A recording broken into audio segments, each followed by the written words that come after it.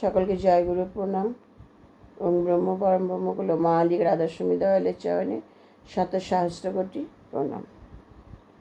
আমাদের এখন দেখুন, এই যে শ্রাবণ মাস চলছে, এই শ্রাবণ মাসে শ্রী শ্রী বড় মায়ের জন্ম মাস। প্রত্যেকটা সৎসঙ্গীদের বাড়িতে বা উপযোজনা কেন্দ্রে মাতৃ সম্মেলন হচ্ছে। দেওঘরে প্রতিদিন মাতৃ সম্মেলন হচ্ছে ওখানে, এবং মায়েরা এই শ্রাবণ মাসটা এই মাতৃ সম্মেলন করে ঘরে ঘরে। হ্যাঁ, তারপরে এই প্রত্যেকটা বাড়িতে গিয়ে মাতৃ সম্মেলন হয়। তারপরে উপযোজনা কেন্দ্রে হচ্ছে সৎসঙ্গীদের বাড়িতেও এই মাতৃ সম্মেলন হচ্ছে। এই শ্রাবণ মাসটা ভর মাস এটা হবে।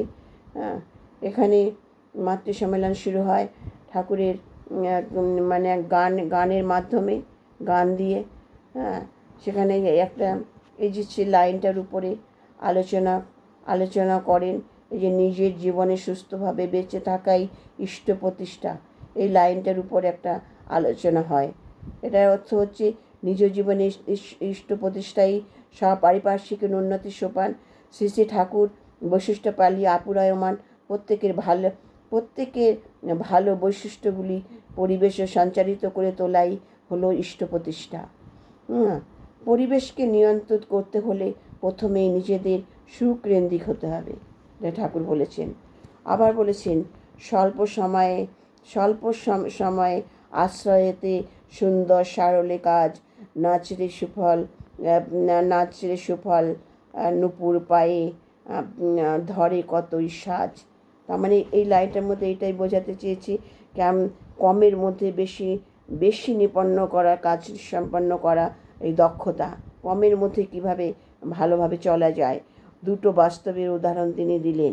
আচার্যদেবের সান্নিধ্যে আসা এক ভাইয়ের বেহিসাবি চলনে অর্থনৈতিক দুরবস্থা থেকে মুক্ত হওয়ার ঘটনা তিনি উল্লেখ করেন। তার মানে বেহিসাবিভাবে চললে তার কী দুরবস্থায় পড়তে হয়। আবার একজন অকাল বৈধব্য মায়ের চলন কিভাবে তার দুরবস্থা থেকে উত্তীর্ণ হওয়ার ঘটনা প্রাঞ্জলভাবে আচার্যদেবের কাছে ব্যক্ত করেছেন। প্রতিদিন প্রতিটা খরচের হিসেব লিখে রেখে উপচয়ী হয়ে উঠতে হয় প্রতিটা, তাহলে সাশ্রয় হয়ে ওঠার তুক তাকে সঞ্চয়ী হতে উদ্বুদ্ধ করে। মানে প্রতিদিনের হিসাবটা লিখে রাখলে, এটা আচার্যদেব এইভাবে বুঝিয়েছে। আর যদি বেহিসেবি খরচ করো তাহলে তোমার দুরবস্থায় পড়তে হবে। আর যদি তুমি সেটাকে সুন্দরভাবে খরচ করো লিখে একটা হিসাবের মধ্যে, তাহলে তোমার সঞ্চয়ের পথ সামনে দেখতে পারবে, সঞ্চয় হবে। প্রত্যেক মায়ের অন্তরে থাকে দেবত্বের গুণ, আর সেই গুণের প্রকাশ ঘটে মানুষের চরিত্রের মধ্যে দিয়ে, তার এই আচরণের মধ্যে দিয়ে। ইষ্টকেন্দ্রিক আত্মনিয়ন্ত্রণ চলনের ভিতর দিয়ে চরিত্রের পরিবর্তন ঘটে, ঈশ্বরীয় গুণের প্রকাশ ঘটে। দীক্ষাপত্রের কার্যক্রম পুরো জাতির পরিবর্তন নিয়ে আসে। দীক্ষা পরবর্তী জীবনে দীক্ষানুচলনের বিচ্যুত থেকে পুনরায় সংযুক্ত করাকেই দীক্ষাপত্রের কাজ বলেছে। হয়তো কেউ দীক্ষা নিয়েছে, বিচ্যুত হয়ে আছে, তাকে আবার ঠাকুরের সঙ্গে সংযুক্ত করাকে দীক্ষাপত্রের কাজ বলেছে। এই কর্মের মধ্যে দিয়ে নিজেকে সমাজের সাথে যুক্ত হতে হয়। আর তাতে কি হয়, তাতে মানুষের সাথে আন্তরিকতা, শ্রদ্ধা, পারস্পরিক বন্ধন গড়ে ওঠে।